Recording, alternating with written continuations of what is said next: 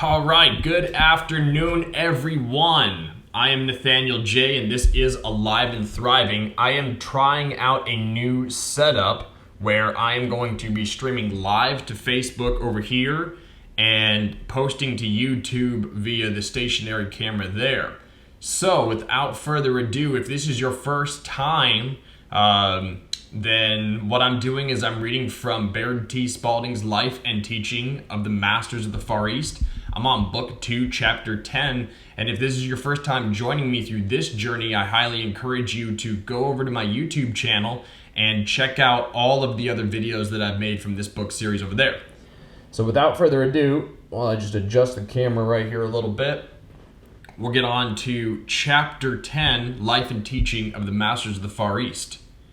After resting for a week and reassembling our outfit, the combined expedition set out for the ancient city of the Uyghurs, where we arrived June 30th. Here we sat to work immediately, and when the first pit was down to a depth of 50 feet, we encountered the walls of an ancient building. When we had proceeded to a depth of a little more than 90 feet, we broke into a large room where there were a number of gold, silver, bronze, and clay statues, all beautifully wrought. After the work had progressed far enough to prove beyond a question of a doubt that this had been a very large city, we went on to the second location. Here, we went down about 40 feet before we came upon anything that could be called definite proof of a former civilization. Again, we did enough work to prove that we were in the ruins of a large ancient city. We removed to a third location, where we expected to find evidence that would prove this the oldest and largest of the three cities. In order to conserve time and resources, we had organized our forces into 4 parties. 3 of these parties were made up of a leader and 6 assistants. This gave 7 men to each party. To this combined force was assigned all the excavation work and its management, each party being assigned 8 hours out of the 24. The 4 party, consisting of the remainder of the personnel of the expedition, was assigned the duties of the camp. I was in the party of which our chief was the leader. We were assigned the 8 hours from midnight until 8 in the morning.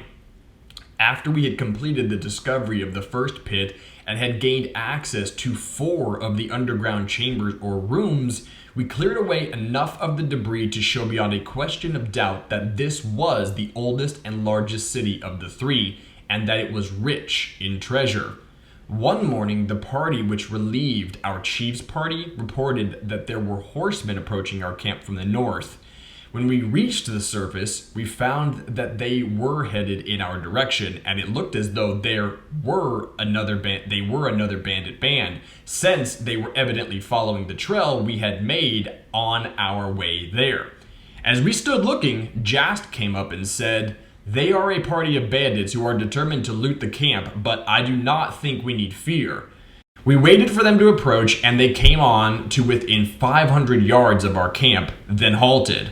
After a short interval, 2 of the men rode up and after exchanging greetings, asked what we were doing there. They were told we were attempting to find a ruined city. To this, they replied they did not believe a word of what we said. They suspected we were looking for gold, and they had come to take our equipment and supplies from us. We asked if they were government soldiers, to which they replied they did not recognize any government, as the strongest party was the one that won in that country. As they saw no evidence of firearms, I believe they came to the conclusion that there must be a larger force than was evident by what they could see. They returned to their band to talk over the situation. After a time, the 2 came back and told us that if we submitted peacefully, they would not harm any of us, but if we did not, they would advance and shoot everyone who resisted. We were given 10 minutes then to decide, and after that time, they would advance without further preliminaries. To this, Jas replied that we would neither resist nor surrender. This seemed to anger them, and, wheeling their horses, they started back toward the band, waving their arms. Then the whole band came toward us at a full gallop. I confess that I was badly frightened, but almost Instantly, we seemed to be surrounded by a number of shadowy forms on horseback galloping around us. Then these forms became more lifelike and increased in numbers. Evidently, our visitors had seen what we were witnessing, for their horses were either reined in quickly or stopped of their own accord as they began to rear and plunge and get beyond control of their riders. In a moment, there was wild confusion among the band, which numbered about 75 horsemen. The horses began plunging right and left beyond all control of the riders, and this ended in a wild retreat with our phantom horses, as we called them, in close pursuit. After the excitement was over, our chief and two of the party, including myself, walked out to where the main band had halted and could find no tracks except those made by the robbers themselves. We were very much mystified at this, since the relief had looked as real to us as did the bandits, and the rescuers had seemed to have come from all sides. We fully expected then to find the tracks of their horses in the sand, as well as the tracks of the horses the bandits were riding. When we returned, Jas said the phantom horsemen, as you call them, were only pictures made so real that you, as well as the bandits, could see them. In a word, they were the pictures of other occurrences that we were able to produce in so lifelike a manner that they could not be distinguished from the real occurrence. We were able to produce them for our own protection as well as for that of others, and no one has been harmed. Where a definite purpose is served, there is no harm in the outcome. A doubt had arisen in the minds of the bandits. It was not logical that an expedition like this would venture so far away without some protection, and we were able to take advantage of this to frighten them. They are very superstitious and always on the lookout for trickery. That type is the most susceptible to fear, and they saw just what they expected to find. If we had not used this method, we should in all probability have been obliged to destroy a number of the band before they would have left us in peace. As it is, we shall hear no more of them. We were not molested again. After we had accomplished sufficient work to convince us that these 3 cities existed, it was suggested that we should fill all the pits in order to protect them from any roving bands that might discover the work, as such a discovery would lead to wholesale plundering for the treasure alone. There are legends among nearly all the bands that these great cities exist and that they contain hoards of gold. As we finished work, each pit was then filled, so as to leave as little trace as possible, and the first storm would remove any trace which we had left. The sand is continually shifting in this country, and this alone makes it very difficult to locate any of these ruins. It would have been impossible for us to discover any of the locations without the assistance of our friends. We were told that similar ruins extended well into southern Siberia. There is unmistakable evidence that a vast population had flourished here and that they had reached a high state of civilization. There is also unlimited proof that these people understood agriculture, mining, textiles, and their allied industries, reading, writing, and all of the sciences. It is very evident that the history of these people is the history of the Aryan race. While seated at the table the afternoon of our last day, one of our party asked Emil whether the history of this great race could be traced and written. He answered that it could, that the city beneath the site of our camp contained the absolute proof in written records, which, when found and translated, would give a concurrent and direct history of these people. Here the conversation was interrupted by a man appearing at the door of the tent and asking if he could come in. Emil, Jast, and Chanderson arose and hurried to the entrance to meet him. By the greetings extended, we saw that they were very well acquainted, and our chief arose and joined them. At the door of the tent, we saw him stop and stare for a moment. Then he walked quickly out of the door with both hands extended, saying, "Well, well, this is indeed a surprise." A medley of voices arose as both men and women began to exchange greetings with him and the 3 that had stepped through the door after him. At this, all seated at the table arose and crowded outside, where we found a group of 14 newcomers. The party included Emil's mother, our hostess from the village, and our former winter quarters, the beautiful lady who had presided at the banquet that we attended in Emil's home, and Emil's son and daughter. In all, they were a merry crowd, and it brought back remembrances of gatherings of former days. The surprise was complete, and we showed it, but the most complete surprise was shown by the friends who had joined us on the expedition. As we looked at them, we knew that their curiosity was getting beyond all bounds. They had not seen these appearances and disappearances as we had, and during the press of the expedition work, we had been so engrossed that we had neglected to tell them of anything but fragmentary incidences. Coming, as this had, virtually from a clear sky, it left them absolutely nonplussed. Of course, we were heartily enjoying this at their expense. All after introductions and greetings had been extended all around, the man who had charge of the camp and equipment sought Emil and our chief. With every evidence of abject helplessness, he said, "How am I going to feed all of these people? Our supplies have not yet arrived, and we have barely enough provisions left for ourselves for this and the morning meal, since we have made every arrangement to start on a return trip." While they were conversing, they had drawn together, and the leader of the combined expedition had overheard a part of the conversation. He stepped over and joined them. As he did so, I could hear him ask, "Where in the name of heaven did all of these people come from?" Our chief looked at him with a smile and said, "You have just hit it, Ray. They did come directly from heaven.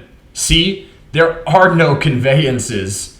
Ray answered, "But the thing that puzzles me most is they don't seem to have any wings. As they do not have wings, we should have heard them thud when they landed in the sand, especially as there are so many of them. But we did not even hear that. So we are going to decide for the time that your suggestion is right and perfectly logical." Emil then turned to the company and said he would be obliged, in order to allay the fears of the steward, to admonish the visitors for not bringing along their provisions. At this, the steward seemed greatly embarrassed and said he did not think of putting in quite so bluntly, but nevertheless, the fact still remained that there certainly were not enough edibles to go around. Here the visitors joined in a merry laugh, which seemed to embarrass him still more. Then Emil's mother said there was no need for embarrassment or inconvenience. Our hostess and the beautiful lady joined in saying they would gladly take charge and be responsible for the supper, as they fully expected to share the meal with us. This relieved the steward, and he quickly accepted the proffered service. The afternoon was now well advanced. It was one of those days in the Gobi when the weather fairly fawns upon the earth for one moment, then, in the next instance, may transform the scene into an inferno of relentless fury. Every available canvas was secured and spread upon the table just outside the circle of the camp. To an outsider, the scene would have had the appearance of a merry picnic party, which indeed it was. When the canvas was all spread, the containers, which were used both for cooking and serving the camp meals, were brought out with their contents and placed on the canvas. Then the whole company gathered around. We could still see evidences of wonder and perplexity on the faces of those who had lately joined the party. Ray, the leader, looked at the containers and said that if he saw rightly the amount of food the containers held, and if that amount could be stretched sufficiently to feed the hungry mob, he was going to keep his eyes open for the performance of a miracle. One of our party said, "You better keep your eyes wide open, for that is just what you are going to see."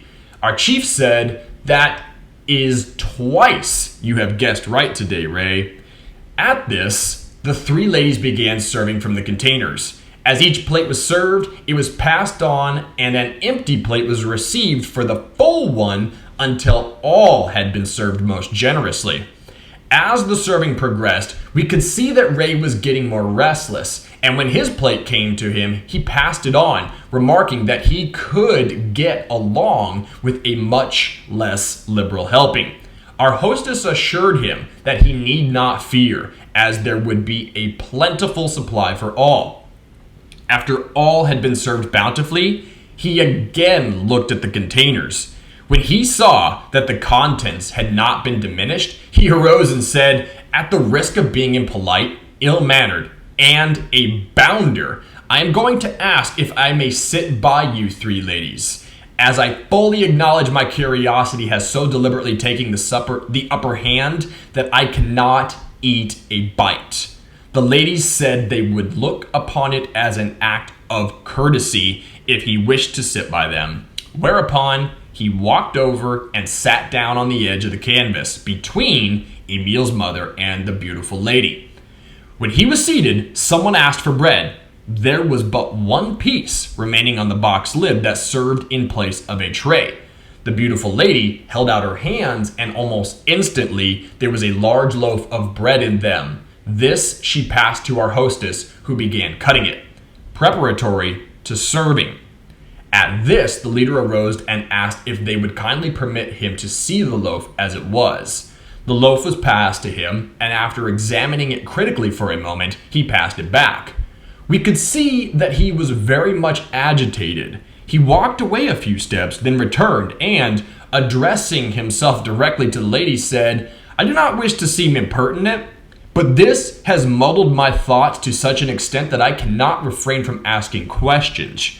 She bowed and said he was at liberty to ask any questions he wished. He said, do you mean to tell me that you are able to set aside all the known natural laws, at least those that we know of, without the least exertion, and bring forth bread from the unseen or invisible supply?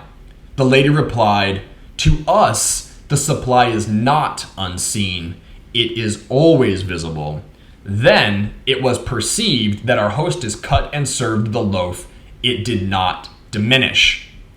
He became more calm, again took his place, and the lady continued, if you could only see that the tragedy of Jesus' life ended with the crucifixion, that the joy of the Christ life began with the resurrection, and that the goal of every life should be the resurrection rather than the crucifixion, in this way, all may follow him into the more abundant life of the Christ in them. Can you think of a more joyous and abundant life than to be one with this mighty power, this power of the Christ within? It is here you may know that you were created to have dominion over every form, thought, word, or condition.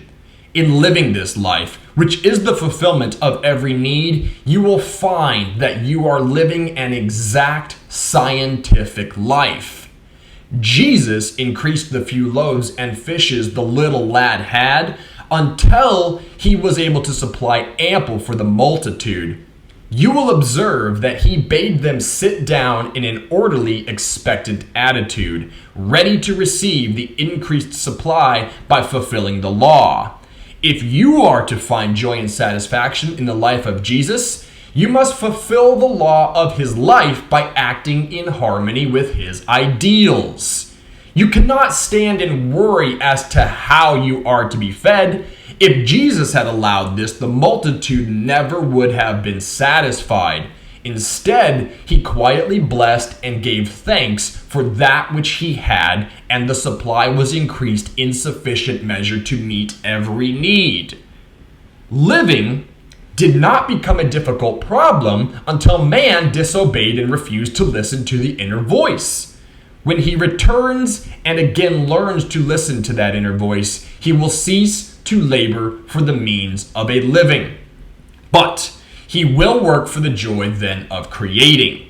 He will enter into the joy of creating, and he will create under the law of the Lord or word of God. Through his word, he will find that he can move upon the all-loving and all-enfolding substance of God and bring into visibility every ideal he holds in thought. It was in this way, step by step, that Jesus mounted to the heights and proved the supremacy of the Christ in him over the limited concept of mortal thought. When this is realized, work becomes a joyous quality of one's being. Jesus proved that the truly spiritual life is the only joyous life. He became clothed with dignity and glory because of his victory. Yet, that victory left him as free as a little child. Although the world is not wholly awake to its desire, it is this desire of joy and great blessing that it is seeking. Man may seek satisfaction in the pursuit of personal things, unmindful of the law that says he shall lose that which he seeks for selfish gain. But through the losing, he soon finds that the fall of the personal but marks the ascent of the spiritual. He realizes that man's extremity is God's opportunity.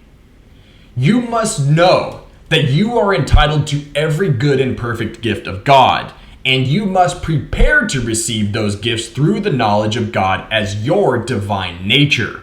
If you separate yourself from God in thought, you will also separate yourself from him in manifestation.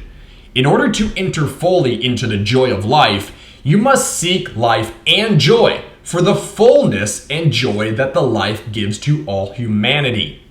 The laws for the establishment of heaven here on the earth, which Jesus taught and which you have seen applied in a very small measure, are exact and scientific.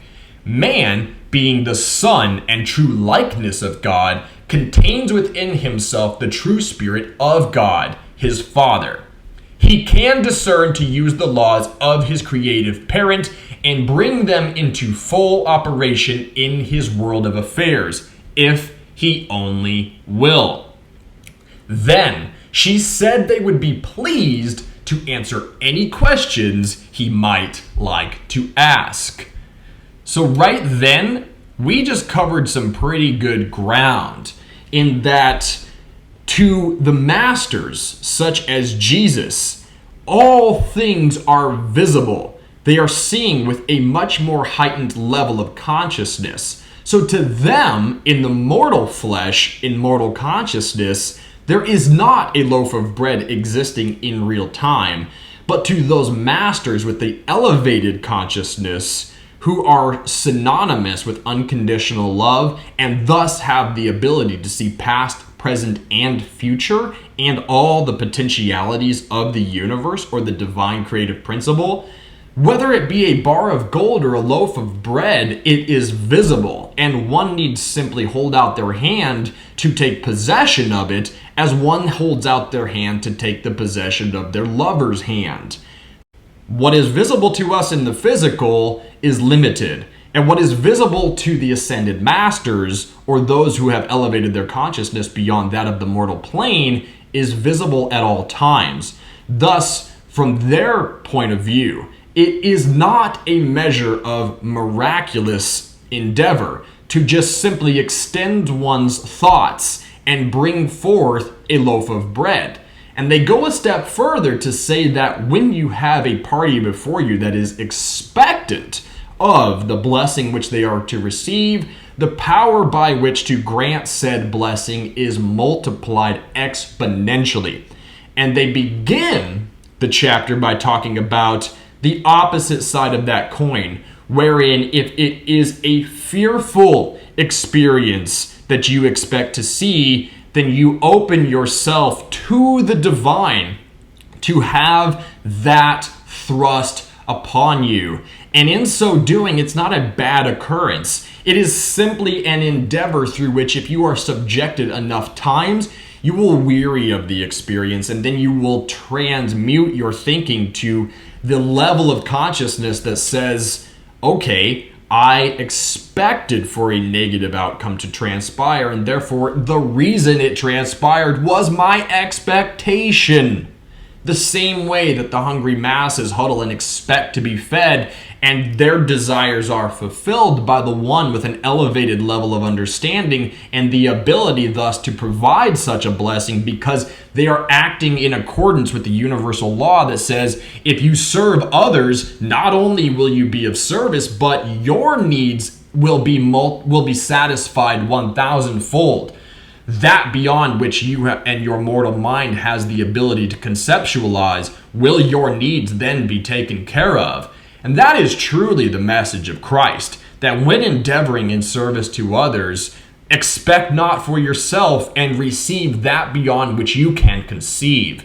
Unconditional love will bless you beyond anything you can imagine with your finite mind.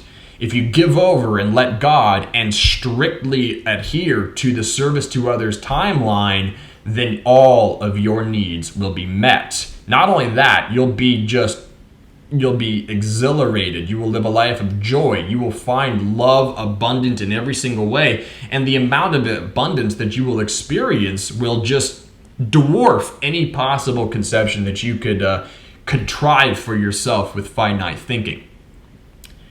Ray said he did not have any question to ask, for he had been too deeply stirred to want to ask questions. He just wanted to think. He said he had some things he wanted to say, and he hoped that they would not take offense, for offense was not intended in any way. He continued, "We came here as we supposed to find the remains of a people long since dead and gone. Instead, we find a people living a far more wonderful and active life than we can comprehend. If this thing that we have seen could be heralded abroad, you would have the whole world bowing at your feet." The three ladies said they did not wish the world to bow at their feet, but they longed to see all mankind bowing at God's feet. They went on to say that mankind already had too many idols. The ideal was the thing they really needed. And this is what Jesus meant when he said, "Surely I say unto thee, I must go, for if I do not, the Helper will not come." And the Helper is the Holy Spirit, the divine ethos that is the divine creative principle. And if you have an individual like the Masters, like Jesus, before you at all times, performing such miracles, it is quite easy in our, you could say, finite capacity of understanding to begin to idolize the individual who performs such works and not seek out the ideal, and furthermore to fall into a state of disbelief in our own abilities to enact such wonderful things. We become dependent like a child on a parent, and thus it is then the obligation of the seeker to remove themselves from the state of dependency. And if the aspirants are not making those steps for themselves, then it is the obligation of the teacher to remove himself from that position in which they depend on. In so doing, they will be able to fully walk the path themselves. Here the visitors, with the exception of the one who had called at the door of the tent, arose, saying they must be on their way. With hearty handshakes and Godspeed and invitations to visit them at any time, they disappeared as suddenly as they had come, leaving Ray and his party staring at the place where they had stood. After a moment, he turned to the man who had remained and asked his name. He was told that it was Baird. Then Ray said to him, "Do you mean to say that you are able to come and go at will, without any visible means of conveyance, as we have just seen, defying every known law of gravity or physics?" Baird answered, "We do not defy any law, neither do we harm a single law of man or God. We cooperate with and work according to all laws, both of nature and God. The means of locomotion which we use, although invisible to you, are perfectly visible to us. The trouble is you do not see them. Consequently, you do not believe. We see, believe, and know, and we are able to utilize them. When you open your understanding to know and see and use them, you will soon find that the law which we use is definite and far more capable of being put to greater uses for mankind than the limited laws by which you see and use. Someday, you will find that you have only touched the surface of man's possibilities. We are always pleased to assist you in any way we can.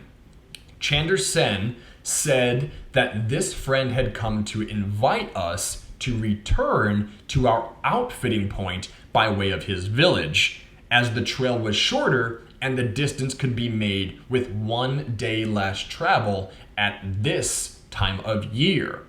This invitation was readily accepted, and Baird said he would return with us. It developed later that he was a descendant of the once prosperous people that had inhabited the Gobi region. So with that, everyone, I thank you so much for being here for Chapter 10 of Life and Teaching of the Masters of the Far East. And I do think that I will continue to do this platform for anybody that can tune in live through Facebook. And for those of you who can't, you can go over to YouTube and check out these chapters after I finish editing them and posting them each day. Nonetheless, just a little bit of a recap here from Chapter 10. The main takeaways are that no matter what it is you expect to have happen in your life, it is taking the form of a vibratory signature which emanates from you.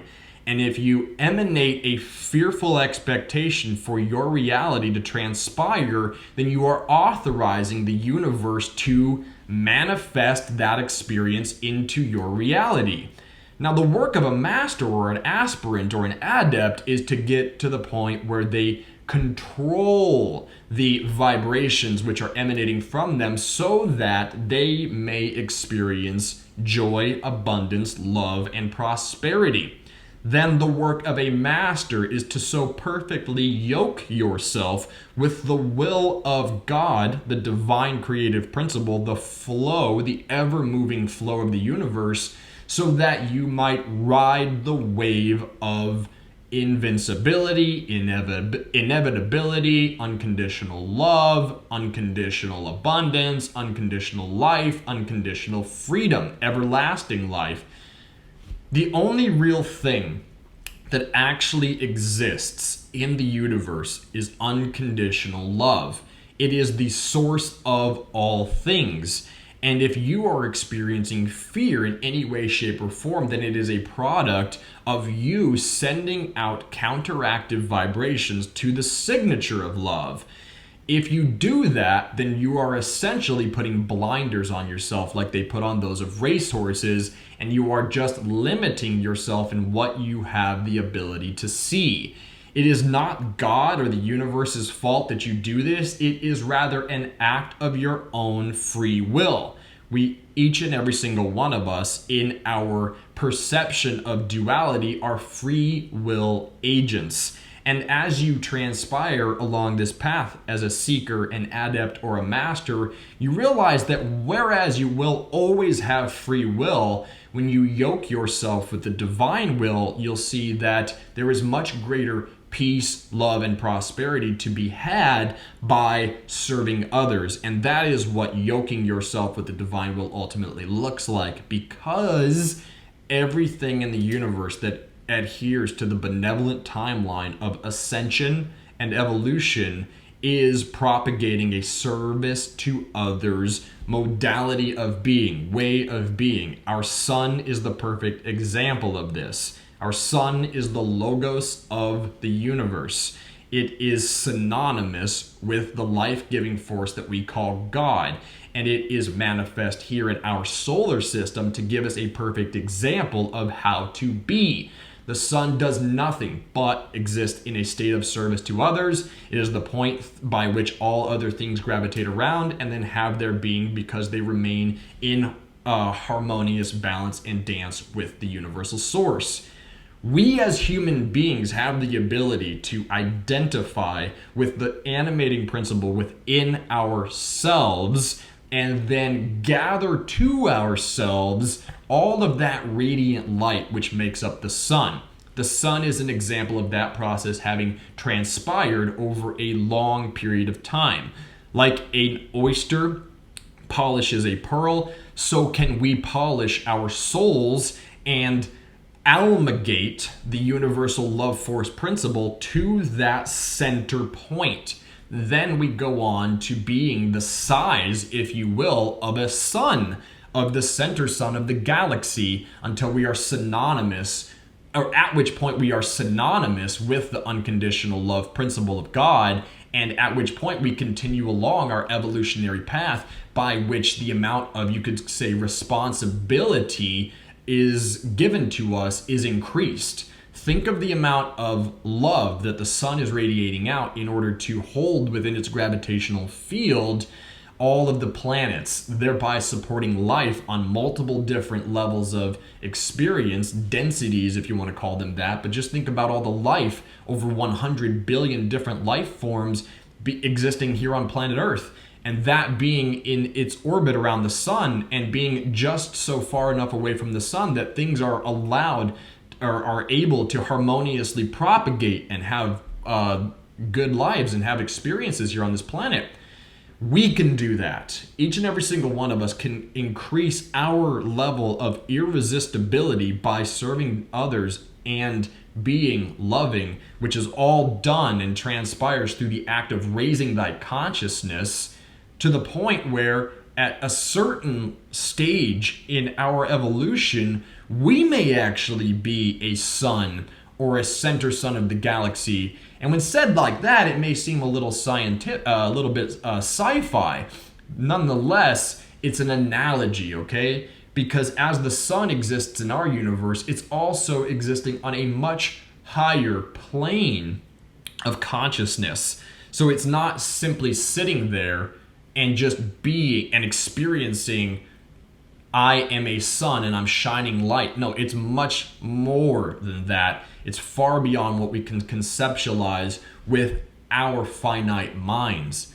Save to say that that sun is the center point in a body, much like the body that you and I have, that is experiencing life on a much grander plane of existence. So if you can imagine a little sun within your body, and then remember that you have a physical body and that you move through the plane of experience that we call third density here on planet Earth, imagine that, but on a much larger scale for a planet or for a star like our sun. The complexities and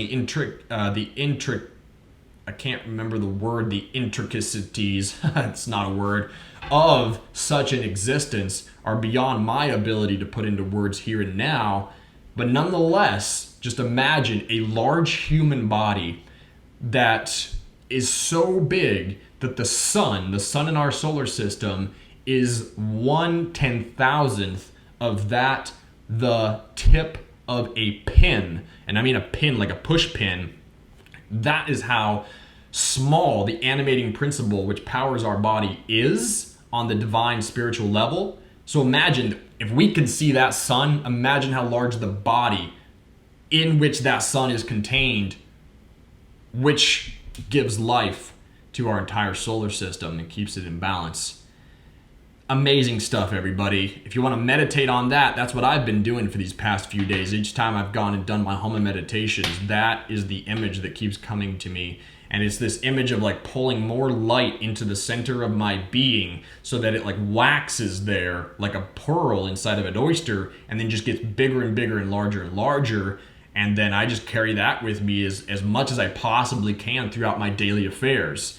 And over a lifetime, if this is the practice that you take upon, just imagine how much more irresistible wealth and how much more irresistible you are going to become to the things that are abundance, wealth, health, love, happiness, and prosperity. The sun is holding all these massive bodies in its gravitational field, right? Bringing things towards it. The same is done for you. When you begin this practice, abundance and love and joy and prosperity, they want to come to you because they know that you're going to give them the proper respect, the proper nurturement, and that you're going to use them for the benefit of others. So with all of that, I wish you a wonderful, happy Tuesday. Namaste.